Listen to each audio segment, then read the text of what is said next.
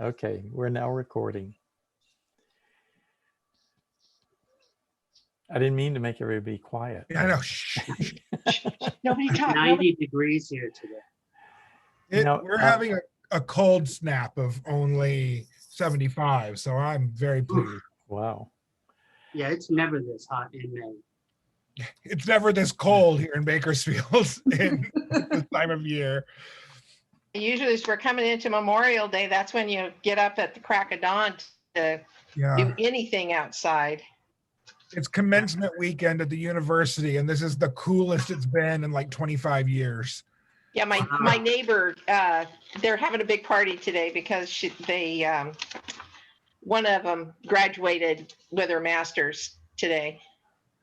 Well, while we're all enjoying our various types of weather, when I talk about sweaters, which we may or may not need. Yes, but first, could I have a moment just to see if we can get everyone to raise their hand? And I don't mean like this. I mean, use your Zoom window to make sure everybody knows how to do that. And if you don't know how to do it, I will tell you. So I see 3 hands raised. I see Fatima's not exactly raising hand, but oh, it's clapping. reaction. Yes, it's in reactions. And Sumner, you've clapped, but I don't know if that will do the same thing. Oh, I can't see. In reactions, there is raise hand. Now you're smiling at us. Debbie, do you know how to raise your hand? You know what? All I've got on mine is clapping hands or a thumbs up. Oh, is that right? Yeah, under the reactions. Oh, and what are you on? An iPad or iPhone? No, I'm on the laptop. You're on a laptop. There is no button underneath the clapping hand that says raise hand? No. When you click reactions? No. It could be an older version. Yeah, it might be an older version. It could be. Yeah. So Okay. what was they raised hand for? I'll tell you in a minute. Everyone Okay. can put their hand down now. You can lower your hand. I see your hand, Mary and Vicky and Rana. You see how you lower it the same way you raised it, or I can lower it for you. Now, the reason we all need to know how to do that is because I am now going to be controlling whose window is large like this. And when Ron is the only speaker, he will fill the whole screen. So you won't have trouble seeing him like you did last week. Vicky and Rana, you still both have your hand up. Yeah, I can't find how to lower mine. Oh, okay. Well, then I will lower it Oh, for got you. it. Oh, okay. There you go. All right. And in this mode of me making the screen larger, I cannot see everybody. So if you start speaking, I won't know who's speaking. So the idea is you raise your hand and that will bring you into the area of the screen that I can see. And then we'll know that you have a question or a comment. You can also type things into the chat and I'll observe the chat. And so if you don't get our attention, put something in chat and we'll respond that way. Frank, Yes. this is Rana. Yes. I have you both on my iPad and my PC, and they work differently. On the iPad, you can switch to active speaker or the whole kit and caboodle. Yes. On the PC, I don't see something for that. As far as the raised hand, on the PC, there's just the clap, hands, thumbs up, heart, joy. There is no And that's on a Windows PC? Windows PC. Do In you other see words, raise hand anywhere else in the icons across the bottom of the screen? Or I don't. oh, I know what it used to be. Click on participants and it'll Okay. open a window and see if raise hand is in that window. No? I don't see Oh. it. Oh, Oh. yes, I do. It is there. Okay, In I the think lower that's an right older version of Zoom. And so Oh, that's okay. how you can find it if you need to. Right. So if you click on participants and look in the lower right-hand corner, there's a raise hand. Perfect. Oh, I see it. Right there. Yeah. And then Cool. lower hand. Awesome sauce. Okay. I think we've done the Zoom lesson. So Great. Now that we all know how to raise our hands, I guess don't hesitate if there's a Yes. question or a burning issue. Raise your hand. and So are there any other questions about the Phrancko sweater that I should answer before Ron begins talking about the knit along? Raise your hand if you have one. We're good. Ron, take it away. All right. So what we're going to look at this week is picking up the stitches along the edges of the shoulders to begin working in the round and working the sweater. So this part here, if you've got done what we talked about last week, that's this part of the sweater and the fronts and the back up to about there. So you should see a neck hanging out. And you've got the sleeve caps ready to start. And I know before we started the knit along, there were some floating questions about how to turn that corner. So presuming you have a few years at least of knitting experience under your belt, you probably already have a favorite way of knitting in the round, or particularly knitting small diameters in the round. Whether you use a magic loop method or 2 circular needles together. And another way, of course, of knitting in the round is with DPNs. So I'm going to look at different ways to use all of these techniques to be able to turn that corner and pick up stitches for the sleeve caps. Okay. But before I begin picking up the sleeve caps, does anyone have any particular questions about the sleeve caps, picking them up, how to manage your needles? I want to make sure that if anyone has anything particular they want addressed, that we address it before I just show you what I think might be helpful. Ron, it occurred to me that we also suggested that people work the website up to the point where they would purchase the pattern and see their schematic. And we just discovered that Fatima might have a schematic that shows an arm that's too large. She needs to check that.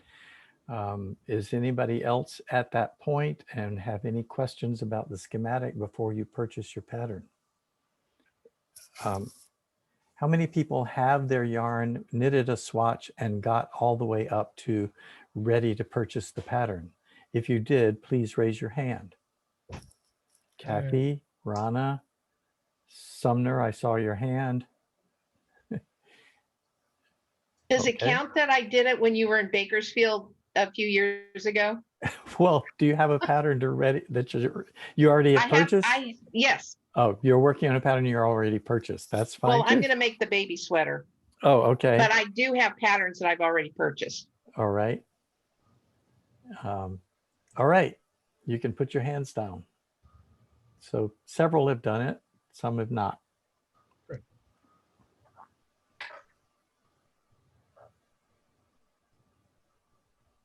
All right. All settled there? I think Great. so. Great.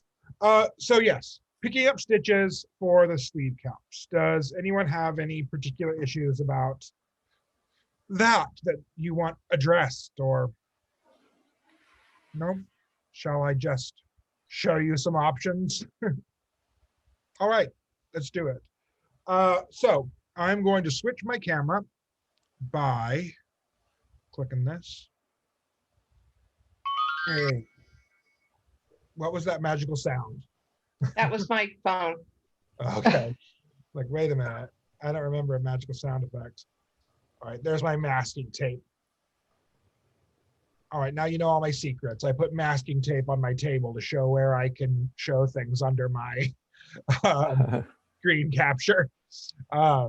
So I've created a little swatch here that is a right shoulder, which is where you will pick up the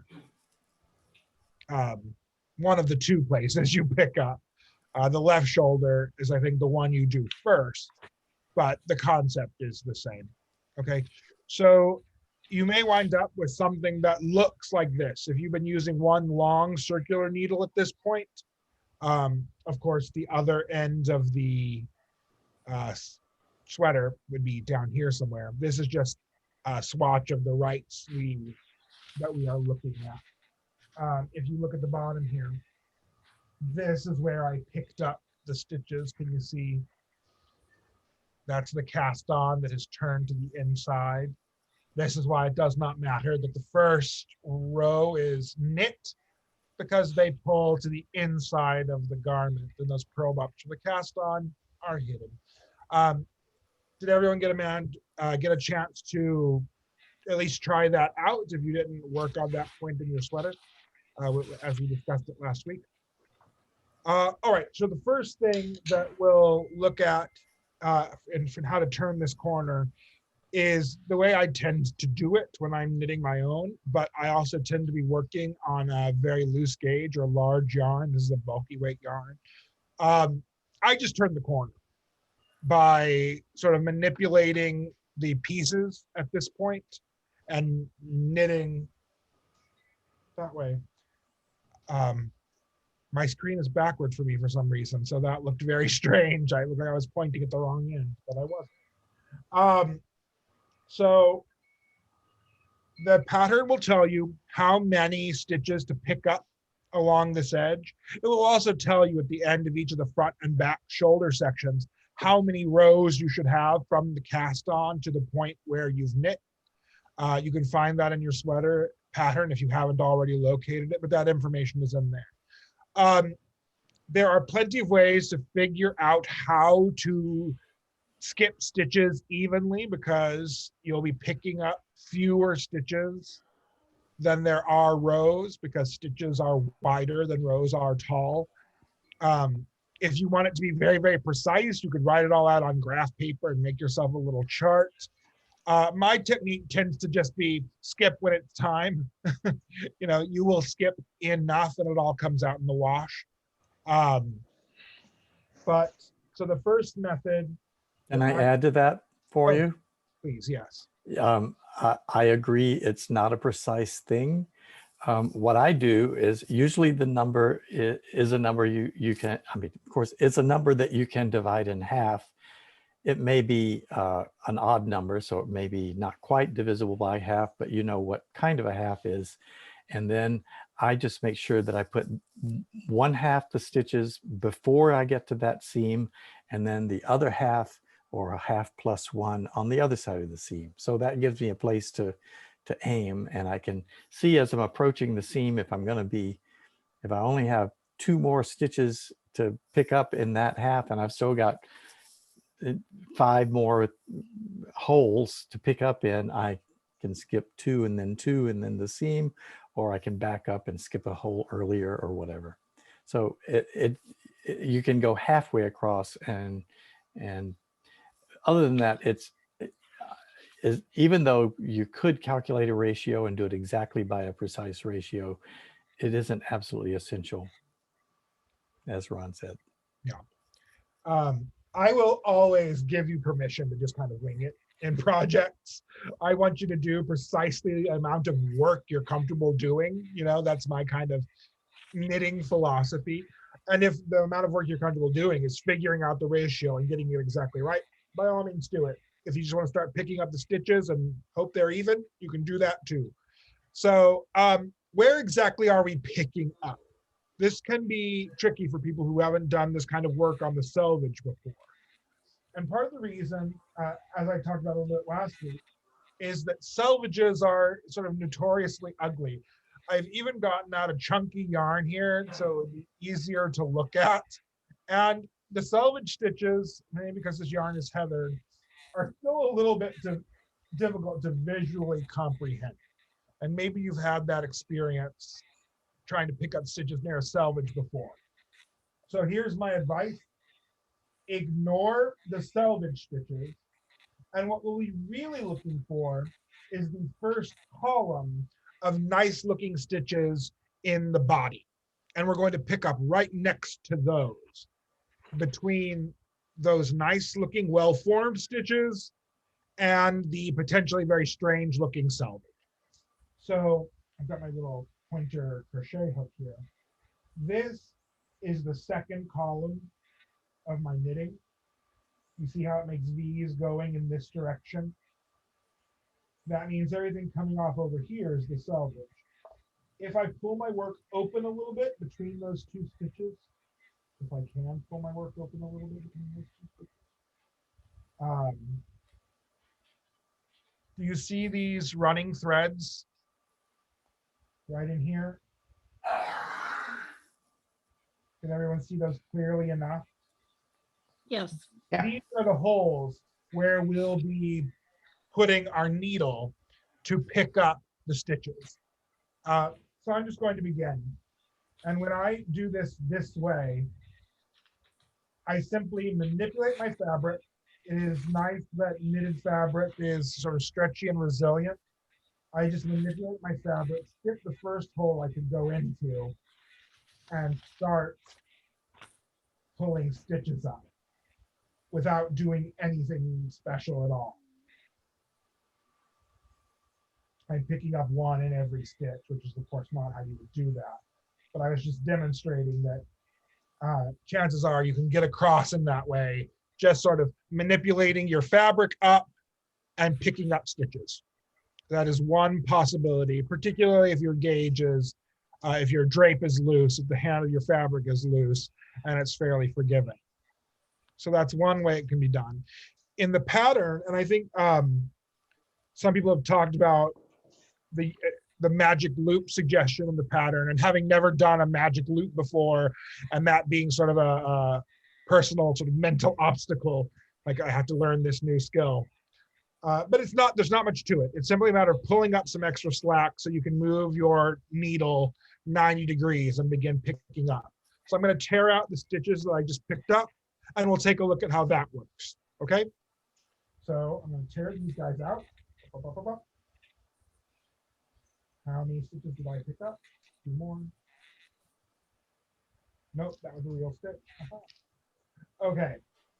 So now, if you need to get extra needle out to turn this way, all I'm going to do is slide my needle out of my work like so, with enough of a loop coming out to be able to work in this direction.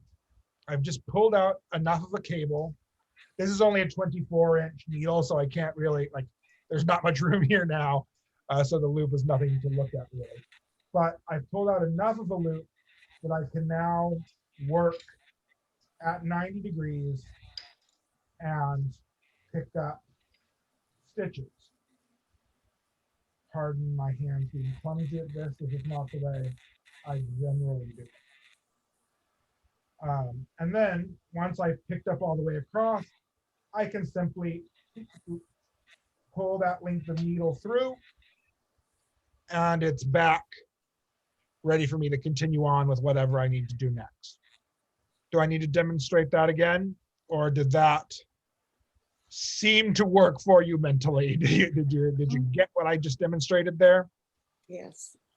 Okay, so pulling up a magic loop in this case to turn that corner is just a matter of pulling up some extra cord to allow you to turn 90 degrees and knit onward.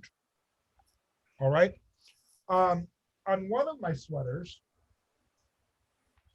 I did knit, because it was quite large, because it was for me, so it was big, a smaller sweater, like the baby sweater. Let me put myself on.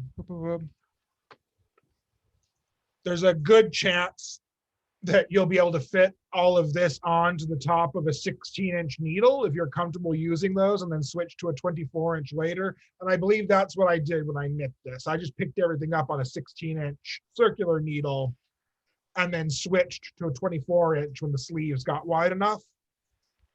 So you could just work from one needle. My sweater I made for myself was so large that I knit it on 2 circular needles. One half of the stitches on each side. Sumner, didn't you say that this is the way you generally knit? Were you having a problem finding where to stick your thing?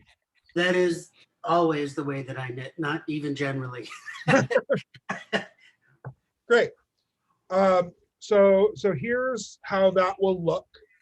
Of course, there would be more sweater hanging off of it. This is just the right shoulder, as I said. But half of the stitches are on one of my needles and half of the stitches are on the other. And there are a few ways that you can work from here. First of all, you could do either of the 2 things that I just demonstrated. You could simply manipulate the fabric and knit along sideways, and then do the same thing on the second needle. So the back and right shoulder are on one needle as an ad hoc example, and the front and left sleeve are on the other needle, and knit in your usual way. If it is difficult because of the size of the sweater at that point, another tool you can use of this, or you can also pull up a magic loop and turn that way, I should say. Either of those 2 things will still work, even if you're using 2 needles. Another thing you could do is for the first few rounds, and this doesn't work so well if you're using 1 needle or a magic loop method, I think, but it works well if you're using 2 circular needles, and that's to pick the stitches up onto a DPN and use it for as long as you need to until you're away from the picked up stitches, and it becomes easy to join it in the round for you to work in your normal way. And there's really nothing to this either. And if you're a DPN person, it's pretty second nature. If you are not a DPN person, by all means, never do this. But here's how this will look. I've got my stitches here. My DPN is free floating, so it can always move at a 90-degree angle. And I will simply knit, picking up stitches along the sleeve cap. And then I'll skip some for fun. Once again, I am not doing the ratio or stitch pickup number correctly. I'm merely demonstrating the gesture.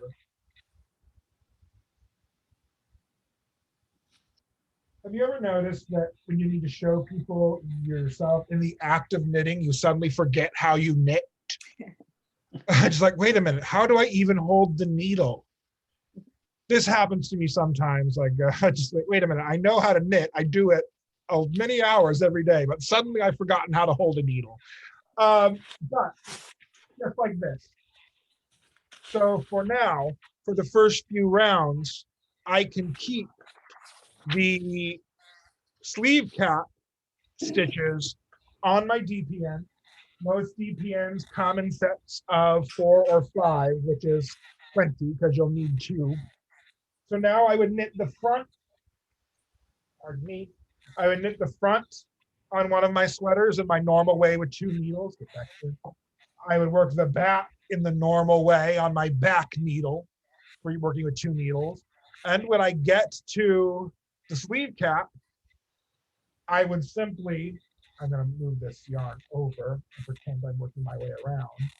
Once I've completed this needle and I'm here, I would just knit this sleeve cap onto another DPN from the set and slowly pull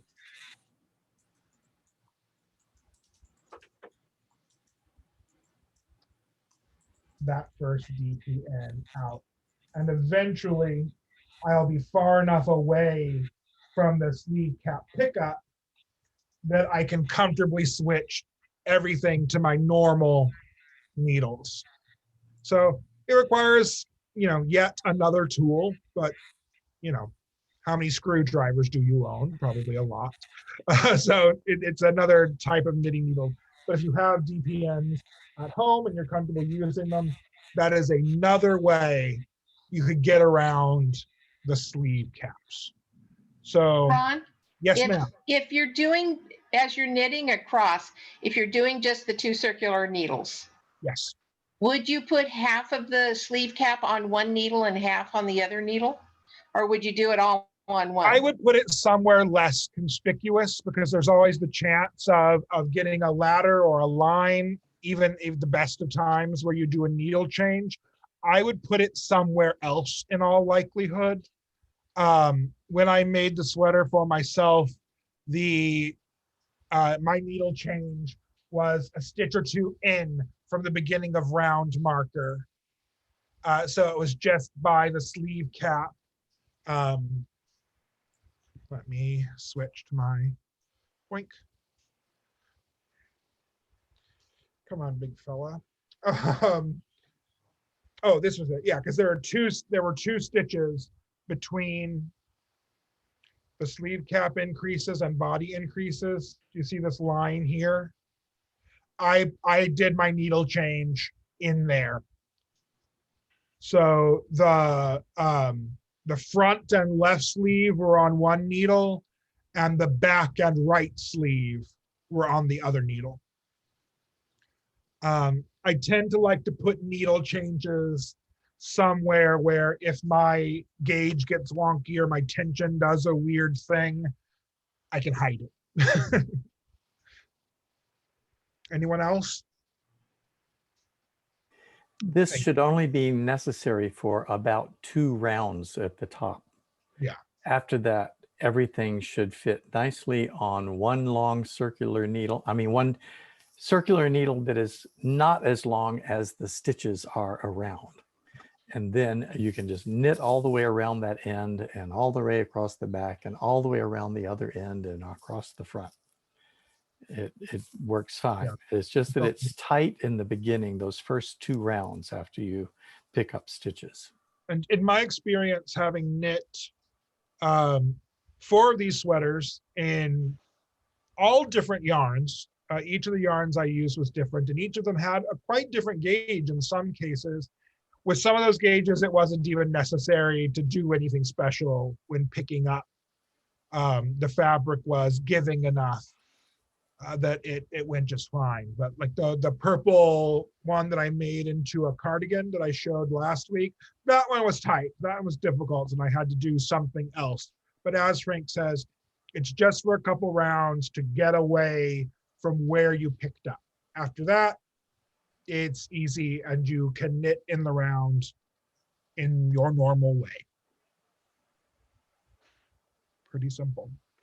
Do I need to demonstrate any of that again? Would you like to? When you say in your normal way, wouldn't the normal way just to put everything on one long needle and knit them? For some people, yeah. Some people always knit on 2 needles. Even if they could fit all on one circular needle? I didn't know that. Some people Okay. do knit that way. Some people knit in the round only on DPNs. Oh, I do know. I did mostly know that. Victorian That's both. what you have, but if you don't own any long circular needles. Yeah. So But, I do that as a disclaimer so that those of you who love to knit with 2 circular needles at all times, or if there's someone who like, you go to the Renaissance Fair, so you can only be seen knitting with DPNs for historical accuracy in your normal way. So I normally use either a 24-inch long needle or a 32-inch long needle, I believe. And I'm usually making a 46-inch circular chest. And if you add the sleeves in, it's even more than that.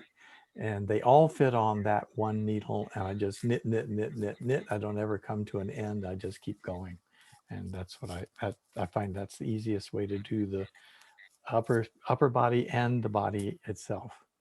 I then have to use some alternative method when I'm doing the sleeve, which You could be do double magic pointed loop needles. for the I sleeve? use magic loop, and I use that technique that I demonstrated in a video to avoid the ladder that sometimes, or the tight column of stitches. Um, I, I don't believe that video is attached to the pattern. It's in my YouTube segment on YouTube. If there is one on how I do magic loop, and it shows an improvement that solves this problem that Ron was referring to earlier, that at the joins you might get a ladder if you join too loosely, or you can get a tight column of stitches that is like a permanent crease if you do them too tight. So I have a technique that eliminates that entirely. What's the It's a Reader's genius. Digest version of your technique? I move the location of the join 4 stitches every time I get to it. Clever. So I'm never knitting across a join. I'm always knitting a stitch to a stitch, because I have moved the join back 4 inches when I got to it. Rana?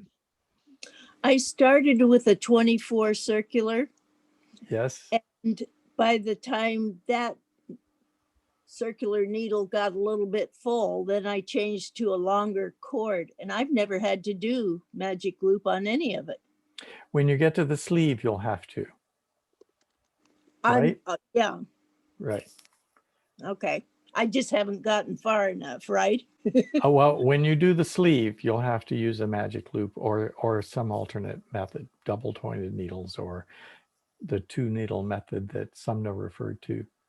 Okay, thank you. I have an arm as large as Fatima's cousin. So when I knit my short sleeve pullover, I was able to do it all on a 16-inch needle because it never got smaller than that. I So think, far- oh, sorry. yeah, I think that the measures are wrong. I'm checking with mine now because she's more or less like me. Yeah. And I'm checking now with my measures, and I'm trying to figure out, because she's a little bit more larger than high here, but not so much. So I think that was something wrong. Check and double check. If you get Okay. something odd like Yeah. Do you know how to get back to that? It's a few clicks to get back, but I'm trying to figure out now here, more or less like me, and I think that will be okay. Yeah. I mean, but do you know how in the website to get back to the page where you can change her arm circumference? Yes. I'm You did doing find that. Okay. Yeah, yeah. Thank you. So Kathy, Rana, do you have a follow-up? Your hand is still up. Oh, is it? No, I'm Okay. done. I want to make sure. Thank you. Kathy asks, how far should we be by next week, Ron? You should be fine to get through the sleeve caps by next week. And next week, what I plan to show off is the crochet cast on for the underarm. And really that's it, because after that, it's sort of just knitting tubes. And then it will do a little bit about the, what is this? What am I doing? Sewn bind off. My body remembered what it was. This is sewing. The sewn bind off. We'll take a look at that as well. So through the sleeve caps as much as you'd like. I do want to say 2 things about the sleeve caps now. Some of you might be interested in bust shaping. Because we've discussed how the sweater pattern as written creates, there's no shaping in it. I've worked on a way, there are, of course, 100 ways to do bust shaping. There are many excellent knitting writers out there who talk about bust shaping. And if you're comfortable putting it in for yourself, you should absolutely do that. I've been working on a way that will automatically calculate some bust shaping for you in the form of a relative of the princess seam called the Viennese seam.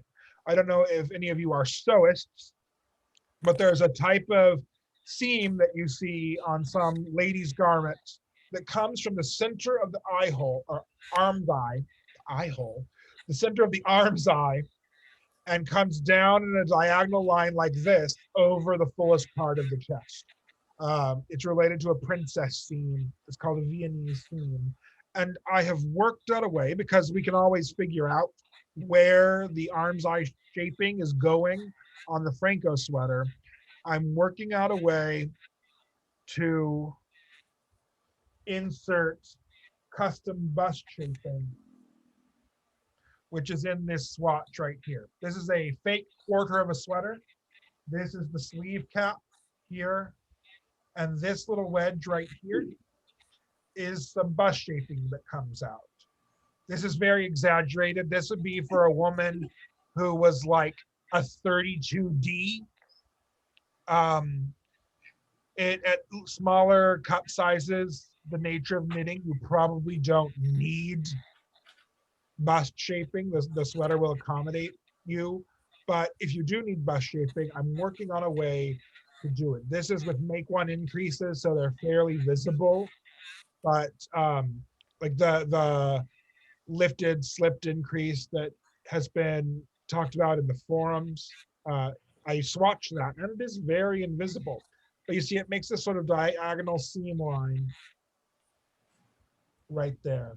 So if anyone is interested in that, and seeing how that works, I plan to have a Zoom meeting on my own Zoom at this time tomorrow, at 2:30 tomorrow, Pacific time, if you'd like to take a look at that. Because what I've made is, bink, bink,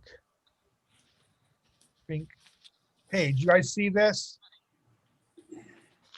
Have I done it right? Yes, we can see it. Hey, fantastic. I've made a little interactive spreadsheet where you can put in your gauge information and information from the pattern to create some bust shaping. This is very much in alpha. I have not made a whole sweater with this, but if it's something you're interested in trying, I will happily share it with you.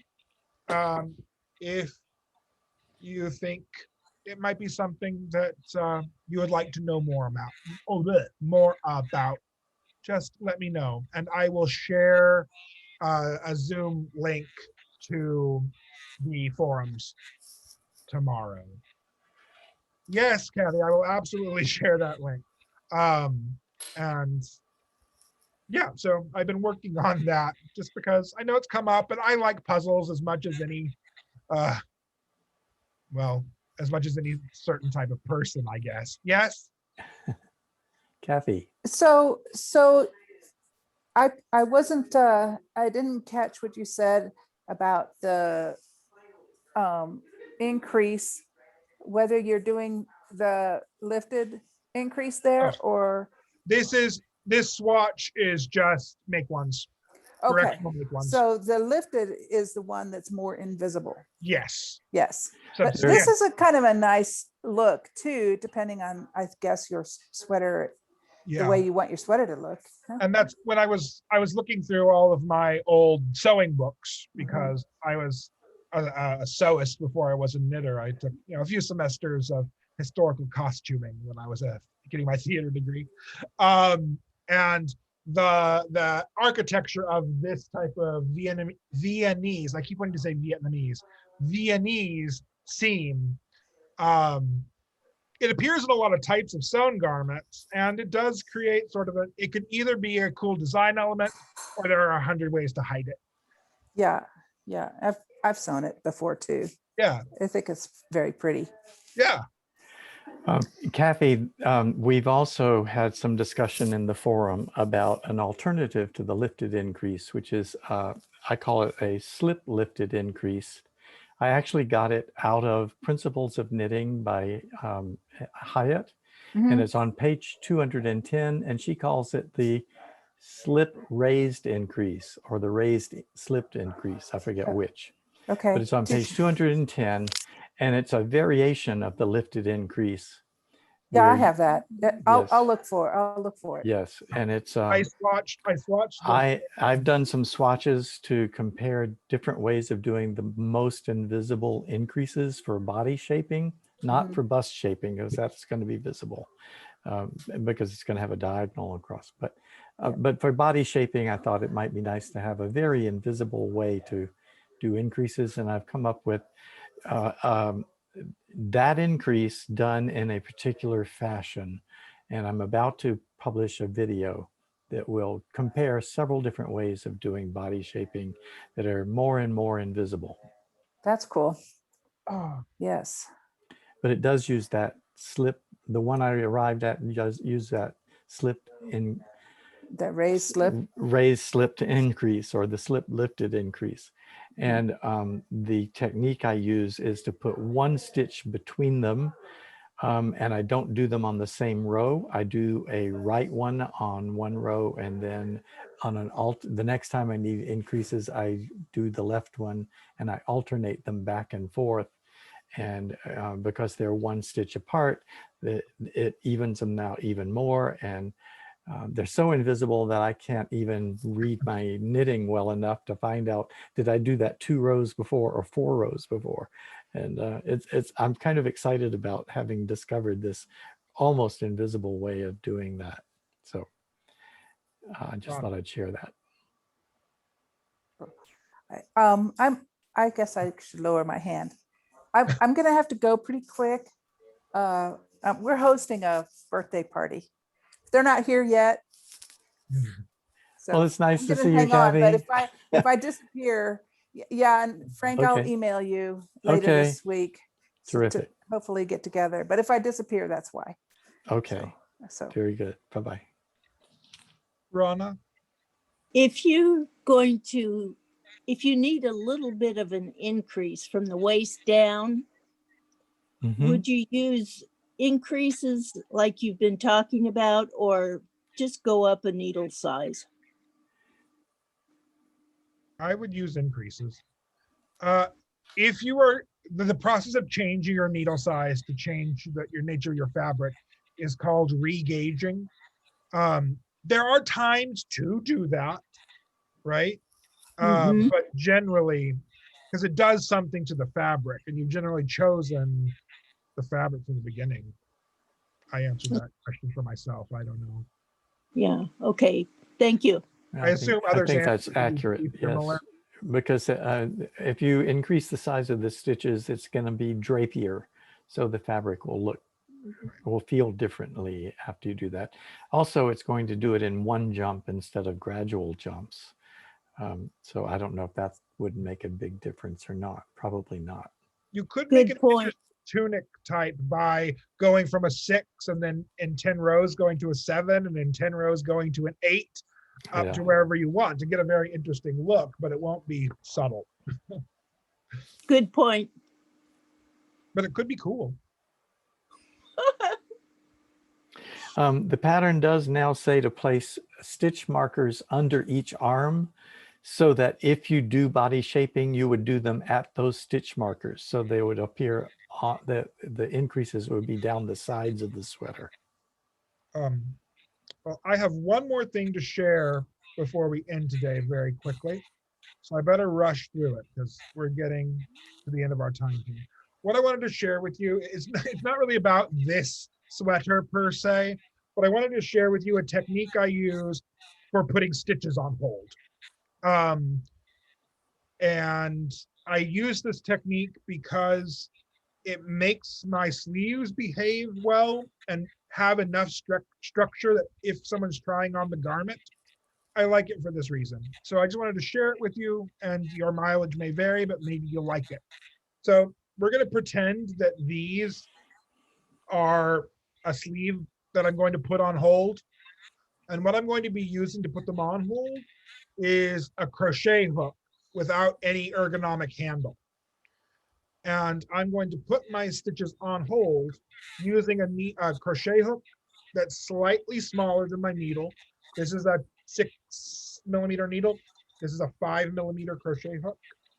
And so I use this like doing a return row in Tunisian crochet if you've ever done that. So let me show you what this looks like very quickly. And it's just a personal hack. So I'm going to begin by slipping all of my stitches onto my crochet hook. Crochet hooks like this are generally long enough that you can sort of cram them on there. And as you see, it's a slightly smaller hook. It moves very freely through there. Then, using a nice, smooth, smaller yarn than I'm knitting with, just like you would if you were using scrap yarn to put your stitches on hold, I'm going to begin by making a crochet chain. If you don't know how to make a crochet chain, there's 100 great videos, or you can ignore this hack that I like. I will not be hurt. I'm just going to chain a few stitches. And now I'm going to begin chaining back through my stitches to put them on hold. I'm going to yarn over and pull through 2 stitches all the way along this edge. I'm going to yarn over, pull through 2 stitches. Yarn over, pull through 2 stitches. This is a Tunisian crochet return row. And then I'm going to chain a few extra just so it doesn't come out. The reason I like this for putting my sleeves on hold, the stitches are held in basically the gauge that I've knit them in. If I want to try the sweater on, they stretch nicely, but not to an insane degree. I can get a good feel for both how well the body is fitting and how well the sleeves are fitting up until that point. And it is very easy to remove 1 stitch at a time. When the time comes, I'm leaving the frame. When the time comes to put the stitches back on the needle. So if you want to know more, that was a very fast, just like, I do this weird thing when I'm putting stitches on a holder, which may or may not be useful for you. I find it useful enough to me that I wanted to share it. You can send me a message in the forums if you'd like me to elaborate. Rana? Your timing is perfect. I'm 30 stitches from having to do that. Fantastic. If you have some straight crochet hooks, give it a try. I would love to know how other people think about it. I have found that it gives me no distortions when I come and pick those stitches up again, and it gives just enough structure when trying the garment on that I like it enough that I'm recommending it to others. Ron, Perfect. not being a crocheter, I may be asking a stupid question, but is there a special name for that kind of crochet hook? Everyone I've seen has had this flat area in the middle. It's just not ergonomic. This particular is a wooden Knitter's Pride Okay. crochet hook. There are also crochet hooks that are very long, which have a stopper at the end, which are sometimes called Afghan hooks or Tunisian crochet hooks, because they're meant for making Afghan blocks or wide pieces, because you never turn your work in Tunisian crochet. But this is just a regular crochet hook that doesn't have an ergonomic handle. Okay. But there are ones particularly made that are quite long, called either Afghan hooks, tapestry hooks, or Tunisian crochet hooks. Thank you. You're welcome. So that's my, I guess, a stupid knitter trick. Very Is that cool. a dated reference? You guys, you all remember stupid. Okay, stupid knitter trick. That's what I did. I guess I threw a lot of little potential ways of doing stuff. I hope some of it stuck and it was helpful. Sumner messaged the chat to say that it solved his problem and now he knows where to put his needles, which is great to hear. And it's about that time. I'm going to put you in gallery view now and ask if anyone would like to show the progress they might have made on any sweater, whether it's the knit along or their own sweater. Mary, what about you? You're on mute, Mary. You're muted, Mary.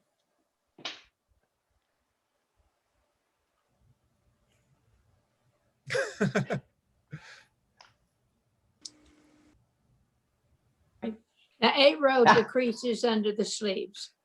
You have 8 rows to the, your 8 And decreases. On, the make ones on either Yes. side of a sleeve you're or in up the to there. sleeve. Perfect. Okay. Great. Anyone else?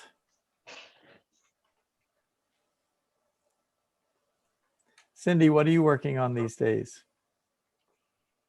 Aha! Wow. The color fun scarf that I published in Cast On magazine last issue. I missed it. I didn't see it. Oh, there she is. Oh, Oh, let me yeah. see here. Wait, Cindy, I'm going to make you larger. Okay, there I'm unmuting. See, There you Oh, go. wow. isn't that fun? And you have to see all my cute little stitch markers that I got so I can keep track of where I'm at. Has numbers and everything. It's really fun. It was nice. It's fun doing it, and it goes pretty fast.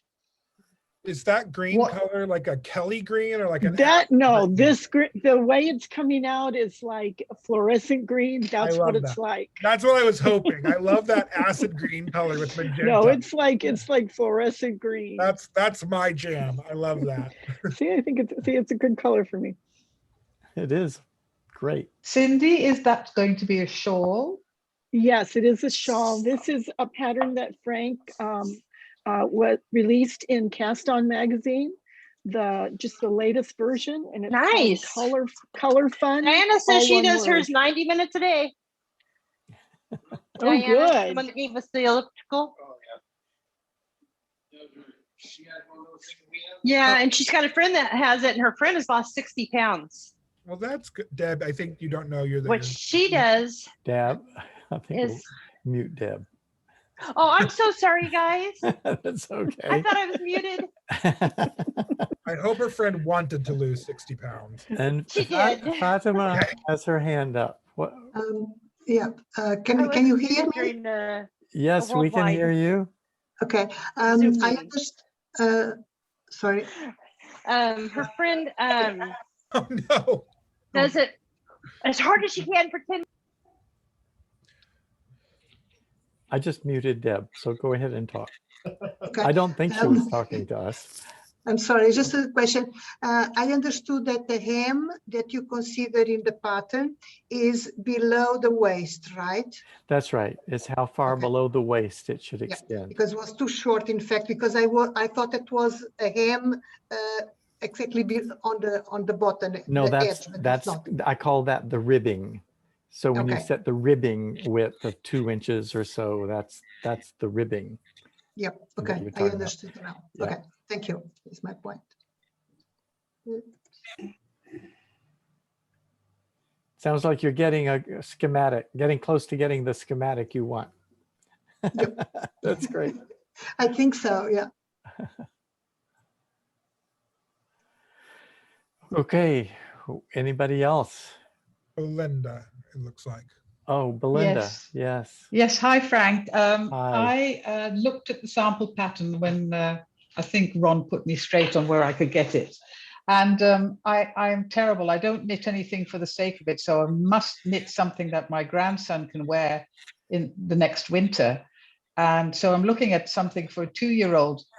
Can I use that baby sweater for that? Or do I have to start adding more stitches to it? Ron, I told you what that size was that I used. Do you remember what it was? Was it a 2-year-old? I think it's between a 2 and a 3T. Okay, that's perfect. So Because that's what that's. of Yeah, course I was it looking depends for on that. it depends on how much your baby the baby grows. So I don't know. Well, he's big, and he's only 7 months now. So if I Uh-oh. go for a 2-year-old, he'll fit it. Okay. Yeah, I've got It's my gonna be wool ready to go, and I just needed to make sure I was going to do something that could be of use. Yeah, at first it was measurements that I made up, but then I realized some of you might want to actually use it to knit a sweater like you for a baby. And so Yeah. I went back and I looked up measurements for an actual baby sweater in a standard size, and I created it with that. And it was, I believe, a size 2-year. Okay, perfect. Okay, Great, thank you. hope it fits. It's hard to So do match a I. baby. There'll be another baby There'll who'll be a fit bust where it'll fit regardless, right? it. Anyone else have a question or something they want to share before we say goodbye? Thank you, everyone. Thank you. Thank And you. Thank you Thank too. you. Guys, Have a see good you week. next We'll see you next week. Week. Oh, And maybe bye-bye. Thanks, some of you Ron. will see Ron at 2:30 Thanks, tomorrow. Frank. Yes, I'll put more information about that in the forum. So if you're interested in bus shaping, look there, please. Yes. Bye. Bye. Bye-bye. Bye. Goodbye, all. Bye. Hi, Mary.